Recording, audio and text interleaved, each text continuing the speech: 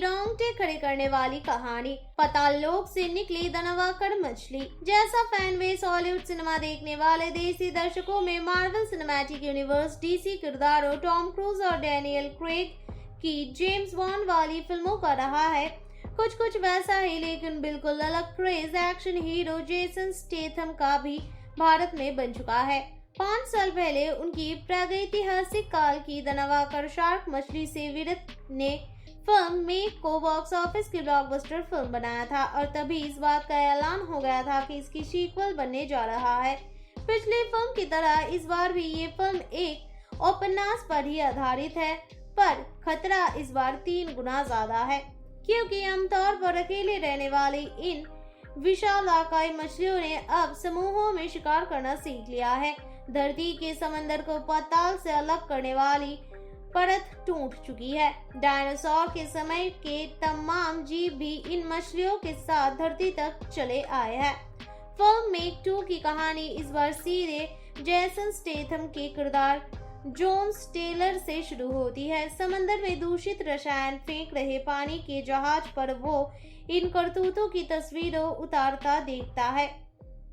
पकड़े जाने की नौबत आती है तो वो धरती से मीलों दूर बीच समंदर में इस जहाज से कूद जाता है। पता चलता है कि वो उसी प्रयोगशाला में अब काम करता है जिस पर उसे पिछली बार आपातकाल में मदद के लिए बुलाया गया था। प्रयोगशाला अब मिनवे छांग के बेटे के नेतृत्व में चल रही है। मिनवे के नातिन मेयिग बड़ा हो चुका है और इस बीच प्रयोगशाला में एक भेदी की घुसपैठ भी हो चुकी है।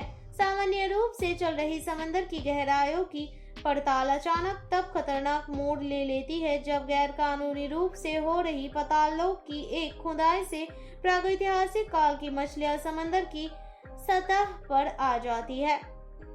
स्टीव एलन के लिए उपन्यास और लिखे गए द ट्रेंच पर पिछली फिल्म मेक को लेखकों ने ही एक बार फिर उतनी ही चुस्त पटकथा लिखी है। भयानक जीव जंतुओं पर बनी फिल्मों का वैसे तो एक तय पैटर्न होता है जिसमें हंसती खेलती एक जिंदगी में उनका आकस्मिक आगमन होता है और फिर इस जिंदगी से तमाम दूसरे लोगों की जिंदगियां जुड़ती जाती है। व्यक्तिगत आपदा के रूप में विकसित होती कहानी सामुदायिक त्रास में बदल जाती है और हीरो आखिर में किसी तरह इस आक्रामक जीव से मुक्ति पा लेता है। लेकिन ये जाना पहचाना दर्रा भी तब रोचक हो जाता है जब लेखक कहानी को अचंभित कर देने वाले मोड़ों से गुजरता है। किरदारों की मनोभावनाएं ऐसे में काफी काम आती है और निर्देशक अगर प्रकृति के विनाशकारी स्वरूप को पर्दे पर पेश करने में अपनी विकम दृष्टि की सही इस्तेमाल कर ले जाए तो फिल्म रोचक बन जाती है।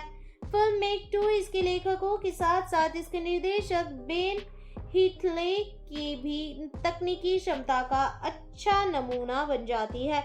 दर्शकों को पता तो होता है कि अब क्या होने वाला है, लेकिन ये कैसे होने वाला है, बस इसी एक पेज में उनकी उत्सुकता आखिर तक अटकी रहती है। 116 मिनट की फिल्म मेक 2 में दर्शकों को सोचने का मौका देने वाले कम ही आती है और 2 घंटे से भी कम का ये समय आराम से बीत जाता है। सिनेमाघरों में दर्शकों को लाने का भी यही एक सूत्र है कि दर्शक फिल्म देखते समय कुछ और सोच ही ना सके। बेन व्हीटल की तारीफ यहाँ इसलिए भी करनी होगी क्योंकि पिछली फिल्म मेक के निर्देशक जॉन टर्टलस्टॉव ने इस फ्रेंचाइजी का जो मानक तय किया था उससे वो आगे ही निकलते दिखते हैं। कलाकारों में देखा जाए तो फिल्म पूरी तरह से जेसन स्टेथम की ही है। उनका अपना एक अलग स्टाइल है बातें करने का और हमेशा धीर गंभीर बने रहने का। वो सामने दिखने वाली मुसीबत पर केंद्रित रहते हैं। यहाँ भी वो कहते हैं कि चुनौतियाँ ढेर सारी हो सकती है, लेकिन अगर पहले जो सामने दिख रही है उससे पार पा लिया जाए तो उसके बाद वाली चुनौती से भिड़ना बेहतर हो जाता है। Film make 2 Chinese media capital के पैसे से बनी है और इसलिए फिल्म को चीन के दर्शकों में लोकप्रिय बनाने के लिए वहां के चर्चित हीरो बू जिंग को भी फिल्म में लिया गया है। बू जिंग ने फिल्म में जेसन की तरह तो हीरोगिरी नहीं दिखाई है, लेकिन कहानी में तनाव का तंबू ताने रखने में उनका किरदार बड़ी भूमिका निभाता है। मेइंग के किरदार में सोफिया और मैक के किरदार में क्लिफ कर्टिस फिल्म में 2 के प्रभाव को लगातार गति देते रहते हैं। डीजे की मजाकिया किरदार में पेज केनेडी तनाव को कम करने का अपना काम बखूबी अंजाम देते हैं। पटकथा, अभिनय, निर्देशन के अलावा फिल्म की तकनीकी टीम ने भी अपना काम अच्छा किया है। फिल्म के स्पेशल इफेक्ट्स काफी शानदार है और शार्क मछलियों के आक्रमण के कुछ दृश्य तो वाकई ही सिहारा देने वाले हैं। खास तौर से फिल्म की शुरुआत में इनका आकार स्थापित करने के लिए फिल्माया गया दृश्य। निर्देशक के अलावा पिछली फिल्म के सिनेमेटोग्राफर और एडिटर भी मेक 2 में नहीं है और इसके चलते पानी के भीतर के कुछ दृश्य अपनी पकड़ खोते चलते हैं।